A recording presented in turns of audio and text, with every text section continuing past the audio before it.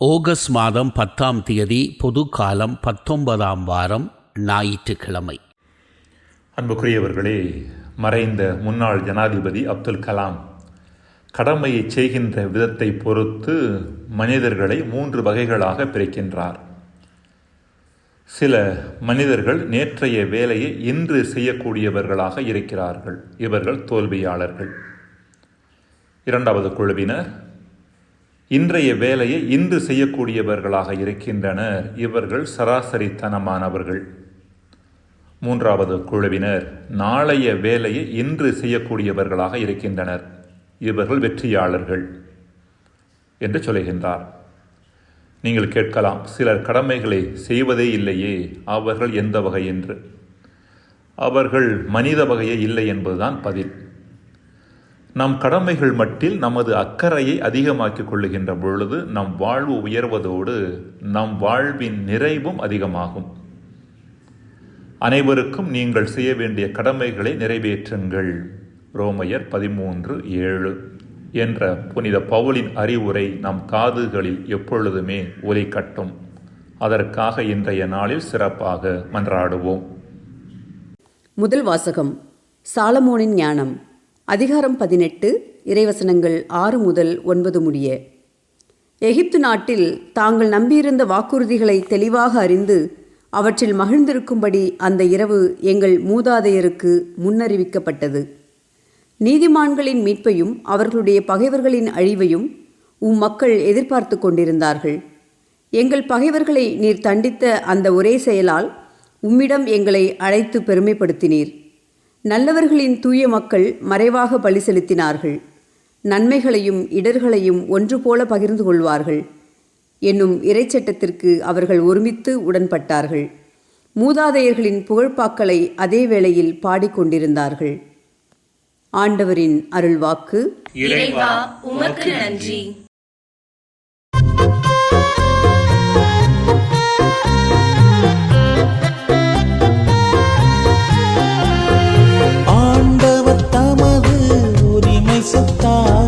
தேர்ந்தெடுத்த மக்கள் பேறு பெற்றோர். ஆண்டவர் தமது உரிமை சொத்தாக தேர்ந்தெடுத்த மக்கள் பேறு பெற்றோர். தேர்ந்தெடுத்த மக்கள் பேறு பெற்றோர். நீதிமான்களே, ஆண்டவரில் களி கூறுங்கள். நீதியுள்ளோர் அவரை புகழ்வது பொருத்தமானதே. ஆண்டவரை தன் கடவுளாக கொண்ட இனம் பேறு பெற்றது. அவர் தமது உரிமை சொத்தாக தெரிந்தெடுத்த மக்கள் பேறு பெற்றோர். ஆண்டவர் தமது உரிமை சொத்தாக தேர்ந்தெடுத்த மக்கள் பேறு பெற்றோர். ஆண்டவர் தமது உரிமை சொத்தாக தேர்ந்தெடுத்த மக்கள் பேறு பெற்றோர். தேர்ந்தெடுத்த மக்கள் பேறு பெற்றோர். தமக்கு அஞ்சி நடப்போரையும் தம் பேரன்புக்காக காத்திருப்போரையும் ஆண்டவர் கண்ணோக்குகின்றார்.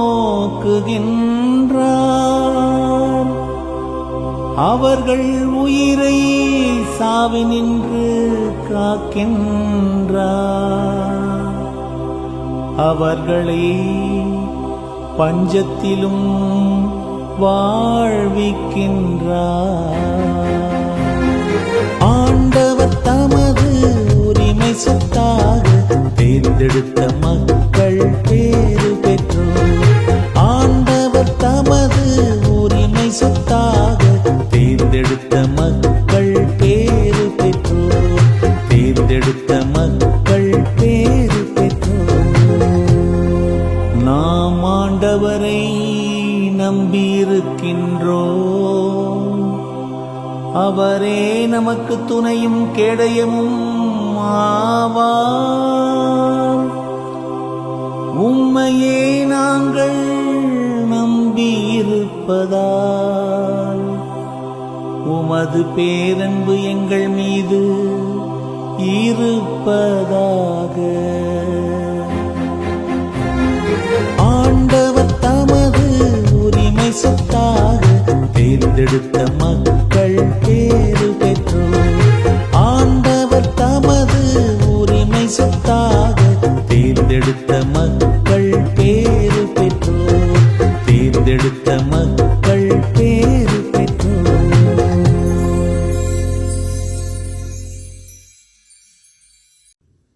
இரண்டாம் வாசகம். எபிரேயருக்கு எழுதப்பட்ட திருமுகத்தில் இருந்து வாசகம். அதிகாரம் 11, இறை வார்த்தைகள் 1-2 மற்றும் 8-19 முடிய. சகோதரர் சகோதரிகளே, நம்பிக்கை என்பது நாம் எதிர்நோக்கி இருப்பவை கிடைக்கும் என்னும் உறுதி, கண்ணுக்கு புலப்படாதவை பற்றிய ஐயமற்ற நிலை. இந்த நம்பிக்கையால் தான் நம் மூதாதையர் நற்சான்று பெற்றனர். ஆபிரகாம் தாம் அழைக்கப்பட்ட போது கீழ்ப்படிந்து உரிமை பேராக பெறவிருந்த இடத்திற்கு சென்றதும் நம்பிக்கையினால்தான். தாம் எங்கே போக வேண்டும் என்று தெரியாதிருந்தும் அவர் புறப்பட்டுச் சென்றார். வாக்களிக்கப்பட்ட நாட்டில் அவர் குடியேறி ஓர் அந்நியரைப் போல் வாழ்ந்தது நம்பிக்கையினாலேயே. அதே வாக்குறுதிக்கு உடன் உரிமையாளர்களான ஈசாக்குடனும் யாக்கோப்புடனும் அவர் கூடாரங்களில் குடியிருந்தார். ஏனெனில் அவர் அசையாத அடித்தளமுள்ள ஒரு நகரை எதிர்நோக்கி இருந்தார். அதை திட்டமிட்டவரும் கட்டியவரும் கடவுளே. ஆபிரகாம் வயது முதியவராயும் சாரா கருவுற இயலாதவராயும் இருந்த போதிலும் அவர் ஒரு தந்தையாவதற்கான ஆற்றல் பெற்றதும் நம்பிக்கையினால்தான். ஏனெனில் வாக்களித்தவர் நம்பிக்கைக்குரியவர் என அவர் கருதினார். இவ்வாறு உயிரற்றவர் போல் இருந்த இந்த ஒருவரிடமிருந்து வானத்திலுள்ள திரளான விண்மீன்களைப் போலவும் கடற்கரையிலுள்ள எண்ணிறந்த மணலைப் போலவும் கணக்கற்ற மக்கள் பிறந்தனர். இவர்கள் எல்லாம் நம்பிக்கை கொண்டவர்களாய் இறந்தார்கள். வாக்களிக்கப்பட்டவற்றை அவர்கள் பெறவில்லை எனினும் தொலையில் அவற்றை கண்டு மகிழ்ந்தார்கள். இவ்வுலகில் தாங்கள் அந்நியர் என்பதையும் தற்காலிக குடிகள் என்பதையும் ஏற்றுக்கொண்டார்கள். இவ்வாறு ஏற்றுக்கொள்வோர் தம்முடைய தாய் நாட்டை தேடிச் செல்வோர் என்பது தெளிவு. தாங்கள் விட்டு வந்த நாட்டை அவர்கள் நினைத்து கொண்டிருக்கவில்லை. அப்படி நினைத்திருந்தால் திரும்பிச் செல்ல அவர்களுக்கு வாய்ப்பு கிடைத்திருக்கும். ஆனால் அவர்கள் சிறப்பான ஒரு நாட்டை, அதாவது விண்ணக நாட்டையே நாடுகிறார்கள். அதனால்தான் கடவுளும் தம்மை அவர்களுடைய கடவுள் என்று அழைத்து கொள்ள வெட்கப்படவில்லை. அவர்களுக்கென அவர் ஒரு நகரை ஆயத்தப்படுத்தியுள்ளார். ஆபிரகாம் சோதிக்கப்பட்ட போது ஈசாக்கை பலியிட துணிந்தது நம்பிக்கையினால்தான். ஈசாக்கின் மூலமே உன் வழிமரபு விளங்கும் என்ற வாக்குறுதியை அவர் பெற்றிருந்த போதிலும் அவர் தம் ஒரே மகனை பலியிட முன்வந்தார். ஏனெனில் இறந்தோரை கடவுள் உயிரோடு எழுப்ப வல்லவர் என்பதை அவர் உணர்ந்திருந்தார். எனவே அவர் தம் மகனை மீண்டும் பெற்றுக்கொண்டார். பின்பு நடக்க இருந்ததற்கு இது ஓர் அறிகுறி. ஆண்டவரின் அருள்வாக்கு. இறைவா உமக்கு நன்றி. நற்செய்தி வாசகம். நீங்களும் ஆயத்தமாக இருங்கள். லூக்கா எழுதிய தூய நற்செய்தியிலிருந்து வாசகம். அதிகாரம் 12 வசனங்கள் 32-48 வரை. அக்காலத்தில் இயேசு தம் சீடரை நோக்கி கூறியது: சிறு மந்தையாகிய நீங்கள் அஞ்ச வேண்டாம். உங்கள் தந்தை உங்களை தம் ஆட்சிக்கு உட்படுத்த திருவுளம் கொண்டுள்ளார். உங்கள் உடைமைகளை விற்று தர்மம் செய்யுங்கள். இற்றுப்போகாத பணப்பைகளையும் விண்ணுலகில் குறையாத செல்வத்தையும் தேடிக்கொள்ளுங்கள். அங்கே திருடன் நெருங்குவதில்லை, பூச்சியும் அரிப்பதில்லை. உங்கள் செல்வம் எங்கு உள்ளதோ அங்கே உங்கள் உள்ளமும் இருக்கும். உங்கள் இடையை வரிந்து கட்டிக்கொள்ளுங்கள். விளக்குகளும் எரிந்து கொண்டிருக்கட்டும்.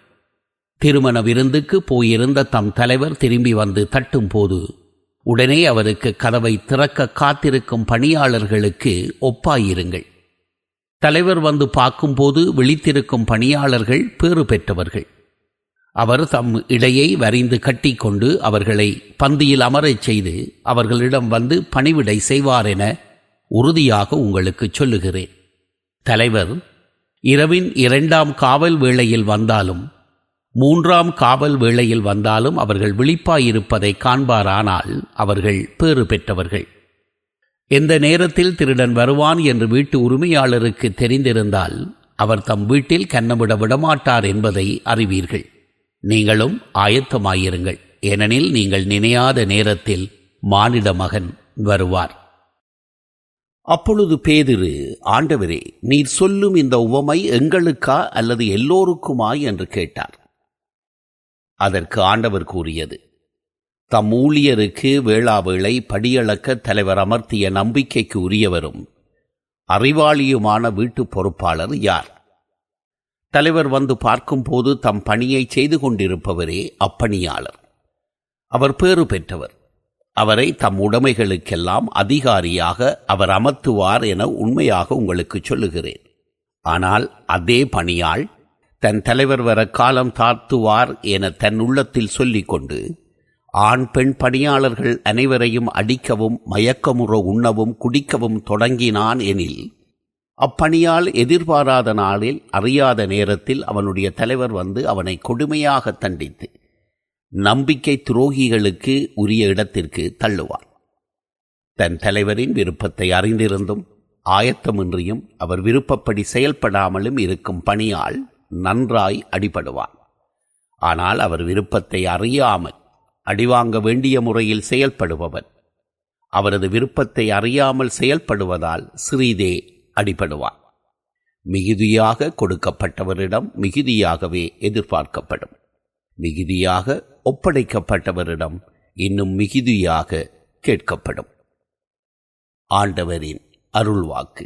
கிறிஸ்துவே உமக்கு புகழ். பிரியமானவர்களே, கடவுளால் கூட கவிழ்க்கப்பட முடியாத கப்பல் என்று கருதப்பட்டது டைட்டானிக் கப்பல். 1912 ஆண்டு தனது முதல் பயணத்தை ஆரம்பித்த கப்பல் பனிப்பாறை ஒன்றின் மீது மோதி மூழ்கியது. தனது முதல் பயணத்தையே தன் இறுதி பயணமாக ஆக்கிக் கொண்ட கப்பல் அது. பனிப்பாறையில் மோதிய கப்பல் கொஞ்சம் கொஞ்சமாக மூழ்கிக் கொண்டிருந்த வேளையில் கப்பலில் இருந்தவர்கள் உயிர் காக்கும் படகுகள், லைஃப் போட்ஸ் மூலம் தங்களின் உயிரை காப்பாற்றிக் கொள்வதில் முனைப்புடன் இருந்தனர். இவ்வாறு கப்பலில் இருந்த பலரும் ஆபத்தில் இருந்து தப்புவதில் கவனமாக இருந்த பொழுது அந்த கப்பலின் இசைக்குழுவின் தலைவராக இருந்த வாலஸ் ஹார்ட்லி என்பவர் மட்டும் தன் கடமையை செய்து கொண்டிருந்தார். தன் உயிரை பற்றி கொஞ்சமும் கவலைப்படாமல் வயலின் இசைத்துக் கொண்டிருந்தார். ஏறத்தாழ 2 வாரங்களுக்கு பின்பு அவரது இறந்த உடல் சீருடையோடு கண்டுபிடிக்கப்பட்டது.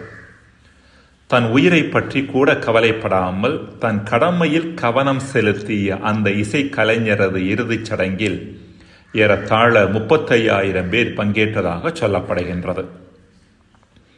இன்றைய நற்செய்தியில் இயேசு இருவிதமான பணியாளர்கள் குறித்து பேசுகின்றார்.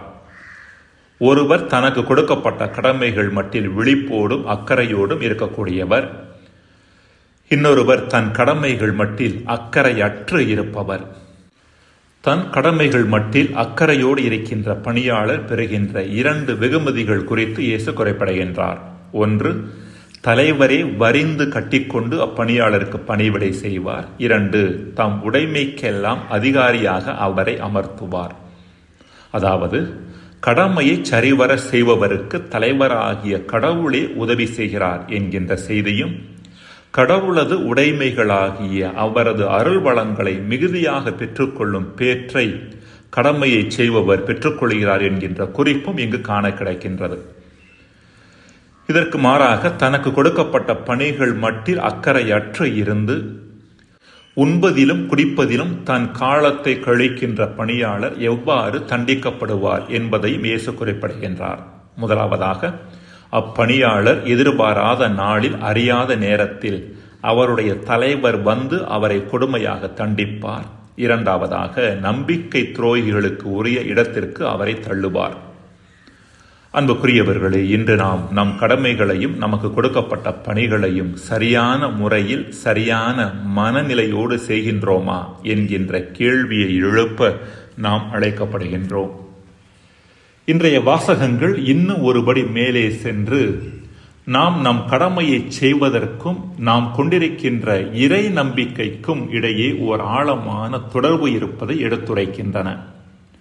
முதல் வாசகம் இஸ்ரேல் மக்கள் தங்களது எகிப்திய அடிமைத்தனத்தின் போது யாவே இறைவன் மீது எத்தகைய நம்பிக்கை கொண்டிருந்தனர் என்பது குறித்து பேசுகின்றது.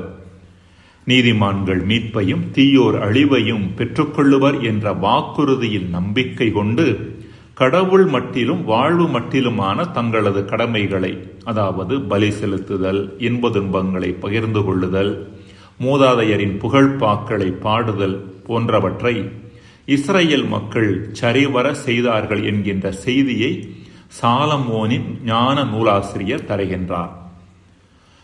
ஆபிரகாம் கடவுள் மீது ஆழமான நம்பிக்கை கொண்டு கடவுள் மட்டிலும் பிறர் மட்டிலுமான தனது பணிகளையும் செயல்பாடுகளையும் கருத்தாக செய்தார் என்பது குறித்து இரண்டாவது வாசகம் பேசுகின்றது. கடவுள் மட்டில் நம்பிக்கை கொள்ளுகின்ற ஒரு மனிதர் வாழ்வின் மட்டில் தெளிவான பார்வை கொள்ளுகின்றார். கடவுள் தன்னை எந்நாளும் கண்ணோக்குகின்றார். தன் முயற்சிகளுக்கு ஏற்ற பலனை ஏற்ற காலத்தில் நிச்சயமாக தருவார் என்ற அவரது நம்பிக்கை அவர் தனது கடமைகளை எல்லா வேளைகளிலும் சரிவர செய்ய உதவுகிறது. கடவுள் மீது நம்பிக்கையற்ற மனிதரோ தற்போது சக மனிதர்களால் தனக்கு கிடைக்கும் அங்கீகாரம், பலன்கள் ஆகியவற்றில் மட்டும் கவனம் செலுத்தி அதற்கு ஏற்ப தனது செயல்பாடுகளையும் கடமைகளையும் வைத்துக் கொள்கிறார். எனவே அவர் தன் கடமைகளை செய்யும் விதம் சூழலுக்கு ஏற்பவும் பலன்களுக்கு ஏற்பவும் மாறிக்கொண்டே இருக்கிறது.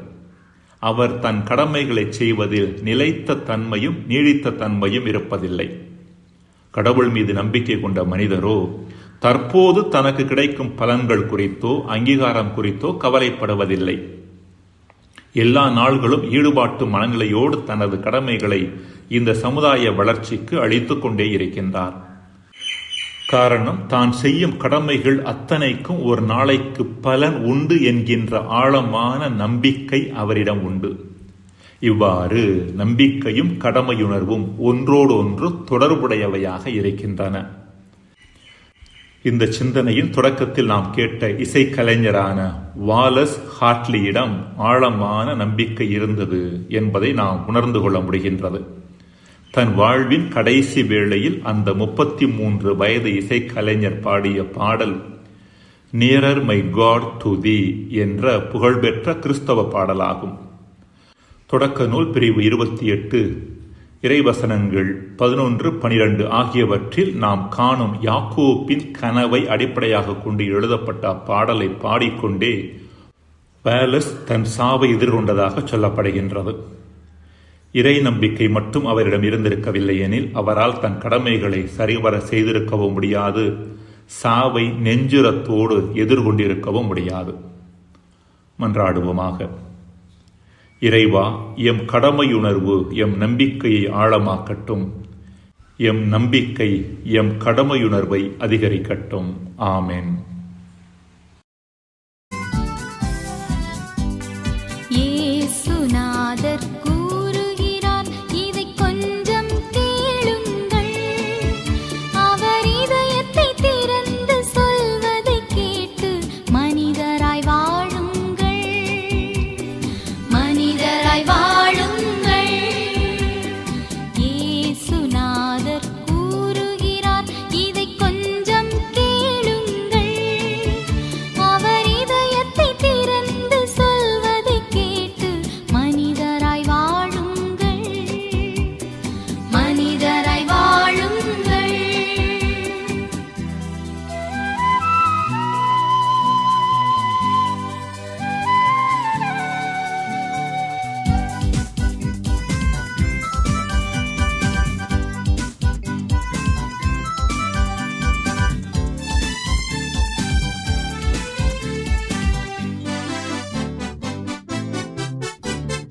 மாசரு பொன்மனம் படைத்தவன் தானே உலகில் முழு மனிதன். மாசரு பொன்மனம் படைத்தவன் தானே உலகில் முழு மனிதன். புவி மாந்தருக்காக தியாகங்கள் செய்பவன் மனிதருள் அவன் புனிதன். மனிதருள் அவன் புனிதன். இயேசுநாதர் கூறுகிறார், இதை கொஞ்சம் கேளுங்கள். அவர் இதயத்தை திறந்து சொல்வதை கேட்டு மனிதராய் வாழுங்கள். மனிதராய் வாழுங்கள்.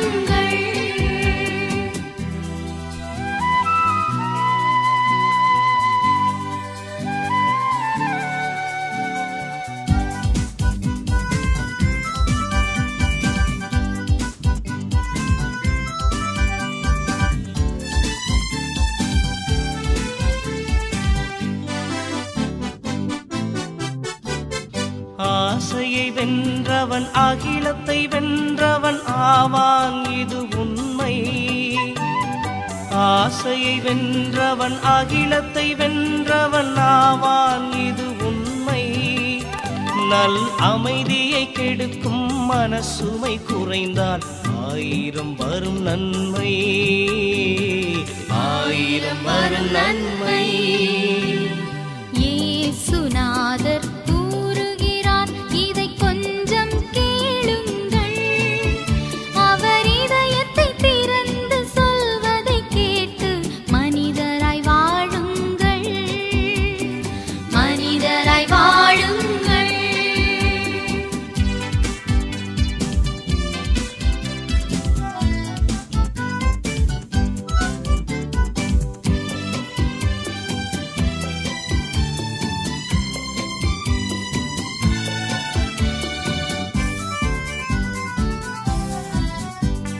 நாங்களும் வேற பொய்யுரை செய்வது அழிவுக்கு வழிகோலும். நாங்களும் வேற பொய்யுரை செய்வது அழிவுக்கு வழிகோலும். செய் நன்றி மறப்பதும் நாட்டை பகைப்பதும் பாவத்தின் சுமையாகும். பாவத்தின் சுமையாகும்.